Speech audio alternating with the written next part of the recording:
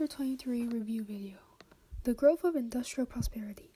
The Second Industrial Revolution began during this period. Some notable changes include using steel instead of iron, using electricity, and the invention of the internal combustion engine, light bulb, telephone, radio waves, and railway. In 1910, Germany's production exceeds Great Britain in textiles and GDP. Prices for food and manufactured goods also declined, which resulted in more spending on consumer goods. Tariffs and cartels were also used to promote trade. Although there was a brief depression from 1873 to 1895, there was an overall economic boom and prosperity. Industrialization also spread beyond Western Europe to Japan. Women and work, new job opportunities. The working class organizations stressed women's place at home. White-collar jobs were a common job held by women, such as clerks and teachers. Some women resorted to prostitution. This led to a Contagious Disease Act, where authorities had the right to examine prostitutes for their disease. Trade unions also began to form, initially as mutual aid societies. Social parties were founded, and the first and most successful was the German Social Democratic Party, which was based on Marxist rhetoric. Bernstein, however, stressed that workers needed to organize in mass political parties and work together to bring change. The emergence of a mass society. During this time, there was a dramatic increase in population due to the rising birth rate and declining death rates. Excess labor from undeveloped areas migrated to industrial regions of Europe. By 1914, urban dwellers consisted of 80% of Great Britain's population, 45% of France, 60% of Germany, and 30% in Eastern Europe. People were driven to the cities for economic necessities, improving living conditions. The British Public Health Act of 1875 prohibited the construction of new buildings without running water and internal drainage systems, and the British Housing Act allowed town councils to collect taxes and construct cheap housing.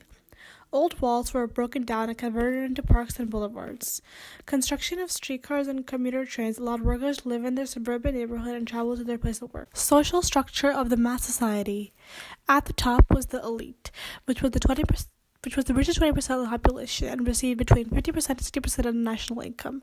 This was the aristocrats, industrialists, bankers, and merchants. Next was the middle class, which shared values of hard work and Christian morality.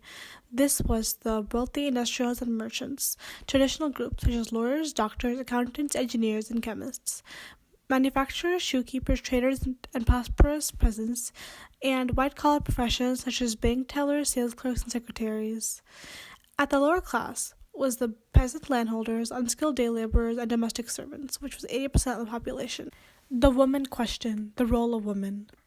Women were considered inferior to men. Marriage was the most honorable career for a woman. They produced less offspring. In middle-class families, women focused on the household and taking care of children. They stressed functional knowledge on children to prepare them for college. Working-class parents devoted more attention to their children.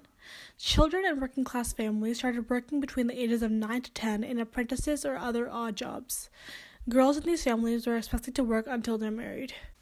By 1900, many European states, especially in Northern and Western Europe, were providing state-financed primary schools, salaried and trained teachers, and free compulsory elementary education for the masses. Mass leisure were forms of leisure, like mass tourism, music and dance halls, and team sports, that appealed to a large number of people in a society, including the working class. Mass consumption was made possible by improvements in the standard of living, the factory system, population growth, expanded transportation systems, urbanization, and new modernized retailers. Mass politics was a political order characterized by mass political parties and universal male and female suffrage. By 1871, Great Britain had a functioning two-parliamentary system, and the growth of political democracy became one of the preoccupations of British politics.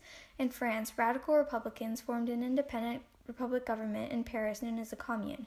In Spain, a new constitution drafted in 1875 established a parliamentary government dominated by two political groups, the conservatives and the liberals. Many Italians were loyal to their families, towns, and regions instead of being loyal to the new state. Divisions remained in German society that could not be simply papered over by the force of nationalism. The policies of Otto von Bismarck often served to prevent the growth of more democratic institutions.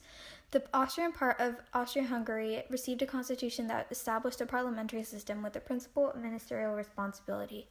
In Russia, the government made no concession whatever to liberal and democratic reforms, eliminating any possibility of mass politics.